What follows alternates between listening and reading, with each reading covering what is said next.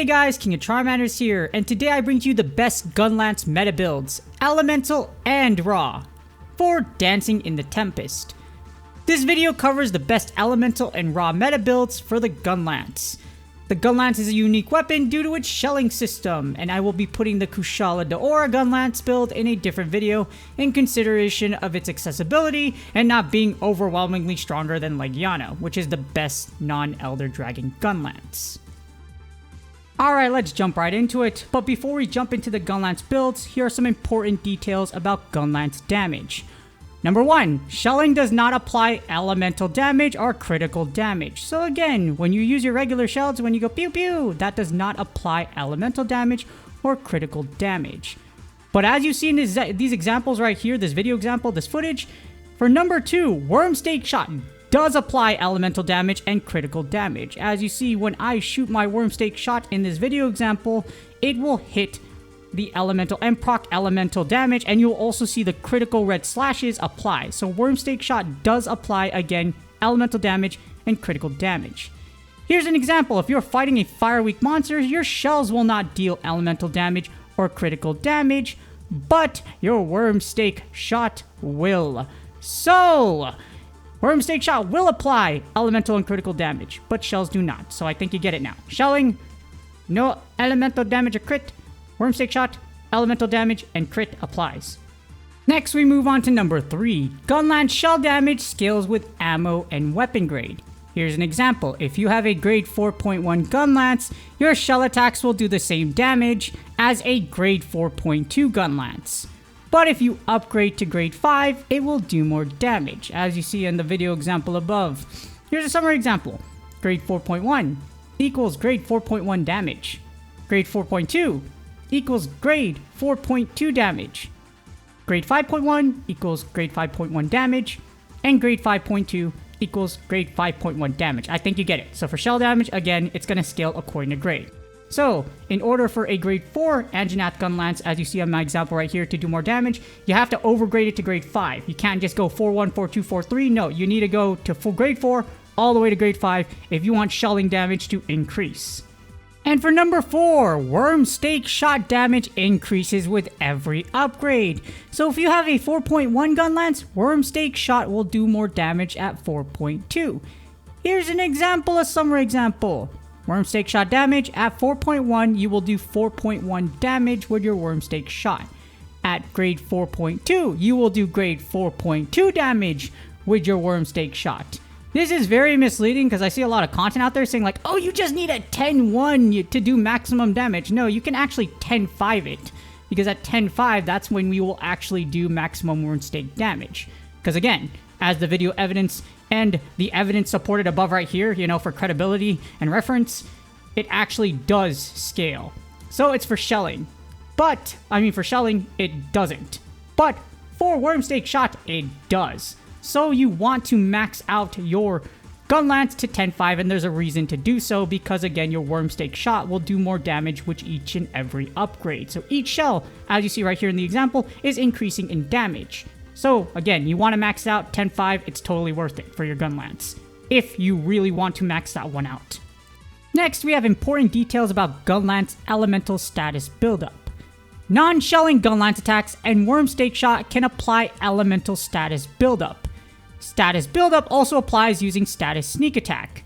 As you see in the examples provided, the ability for Worm Stake Shot to build status elements is insane. No, seriously, look at that string of elemental buildup, which is elemental status buildup, which is absolutely insane. I was like, when I first used it, I was like, whoa, that's a lot of poison ability. Wow.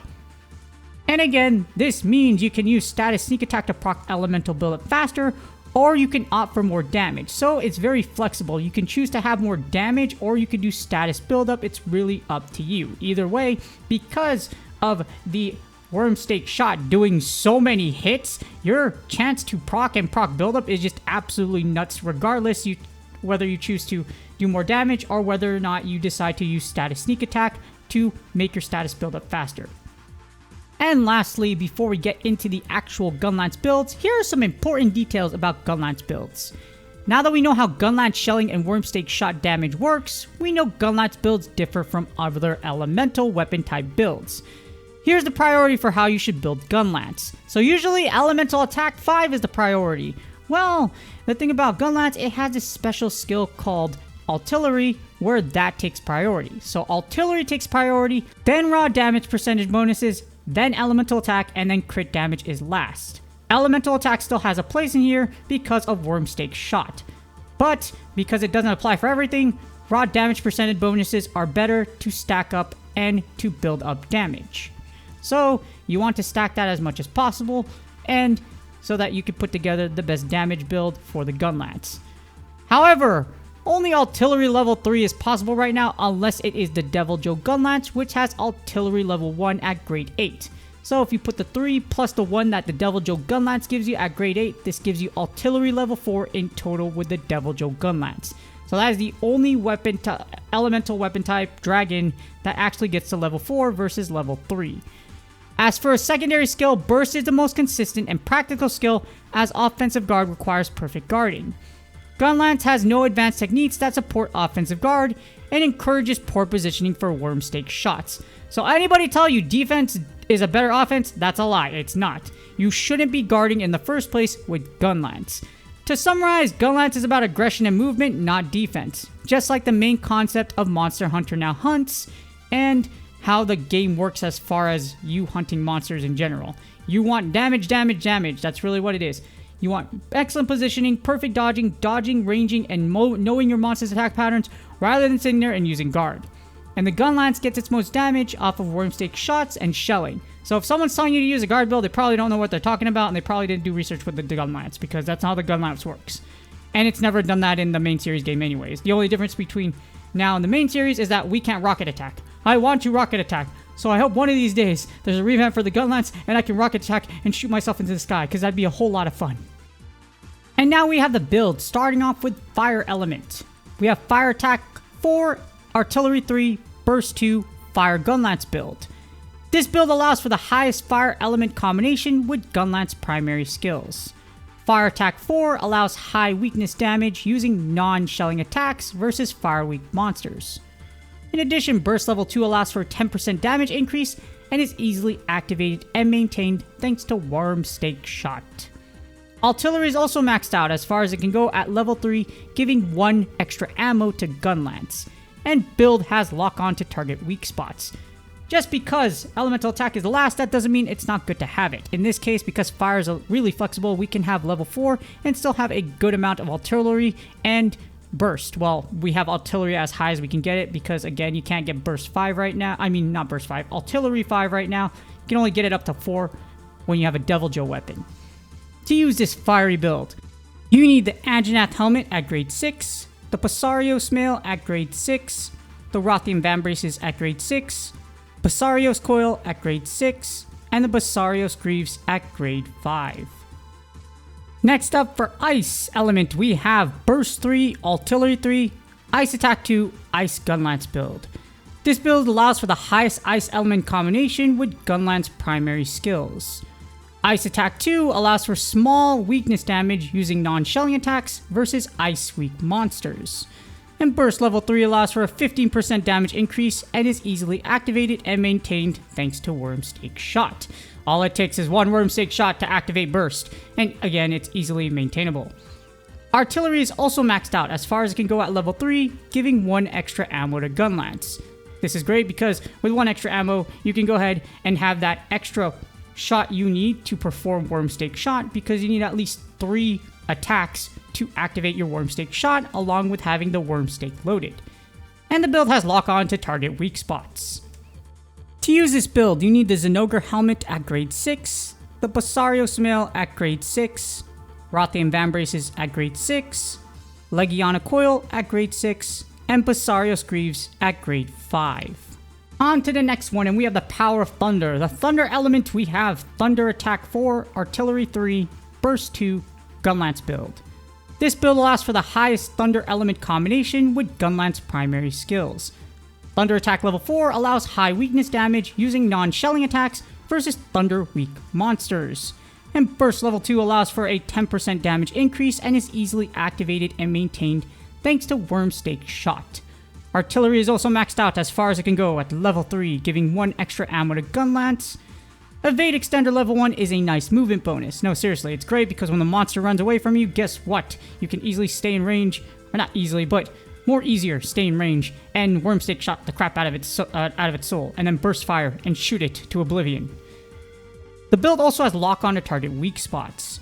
To use this build, you need the Sisiaku helmet at grade 6, the Pasarios mail at grade 6, Rothian Vambraces at grade 6, Tobikadachi coil at grade 6, and Pasarios Greaves at grade 5. Moving on, we have the most powerful element, the Dragon element, and this is because of the Deviljho Gunlance. Artillery 4, Dragon Attack 4, Burst 2, Dragon Gunlance build. This build allows for the highest Dragon element combination with Gunlance primary skills.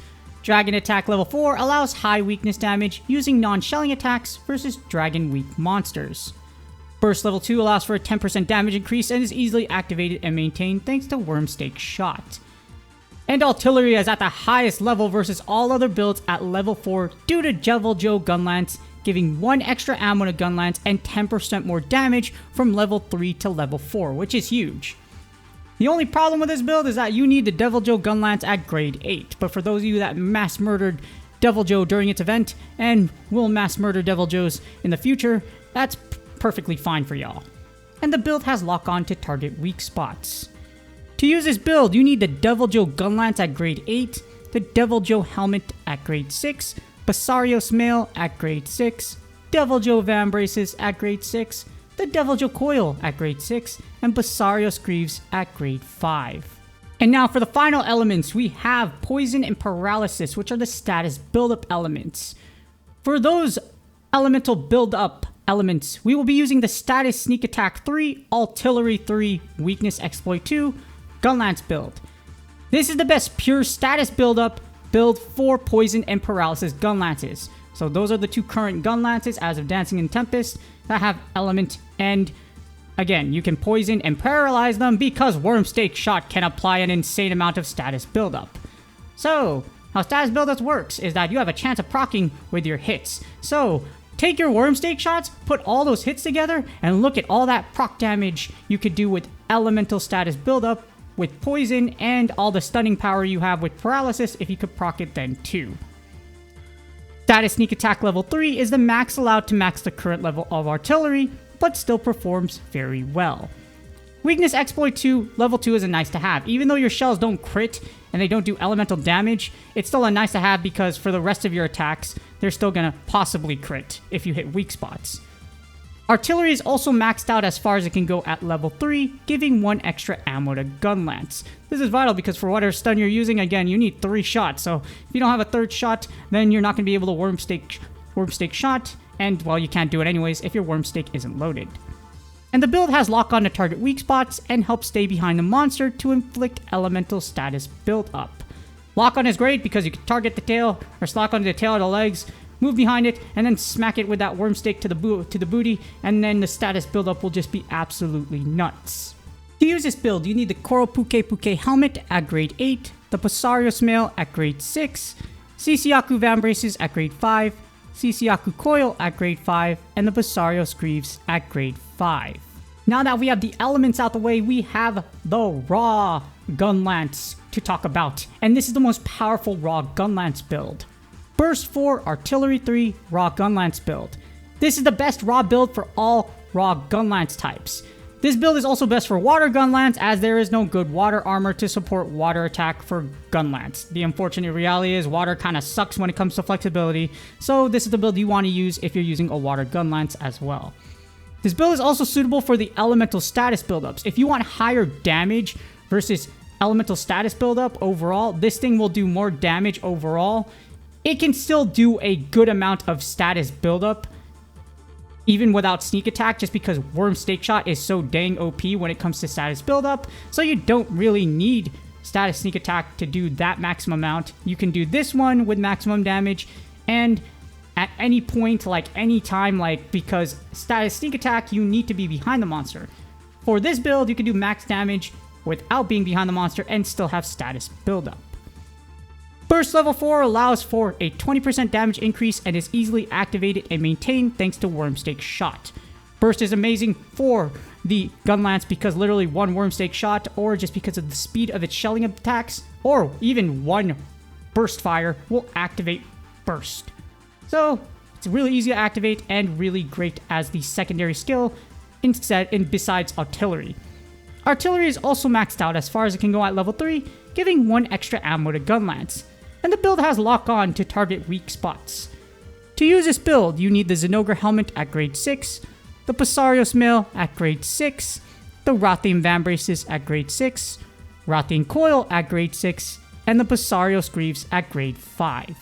In closing, remember the water attack build follows the best raw Gunlance build as there's a lack of water attack support. It's just what it is. It's like how Basario's got the waste with fire attack and you're like, ooh, that's great. But unfortunately, you don't have that with water attack. Water may be powered up when Leviathans finally come. So we're just gonna have to wait for that. I will make an updated video regarding Gunlance builds once maxing out Artillery level 5 becomes possible in the future.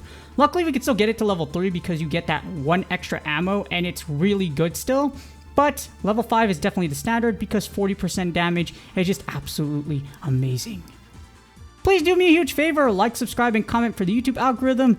These builds actually take a while because I have to research all of them, and then I have to put all the slides together in MHN their quest, and then I have to go ahead and crop everything, and then I have to make the slides to the right, and then I have to put everything together. In other words, my editing takes a whole lot longer than it looks. It just looks simple just because of, oh, you know, the fire, actually, my background's a Fire HD background that costs like $100, so my background even cost a lot of money. But because I want to put the quality out there, and as the best analyst in Monster Hunter Now right now, as far as going for builds, etc., and consistency. Again, do me a huge favor, like, subscribe, and comment for the YouTube algorithm. Good luck on your grinds, and I will see y'all on the next video.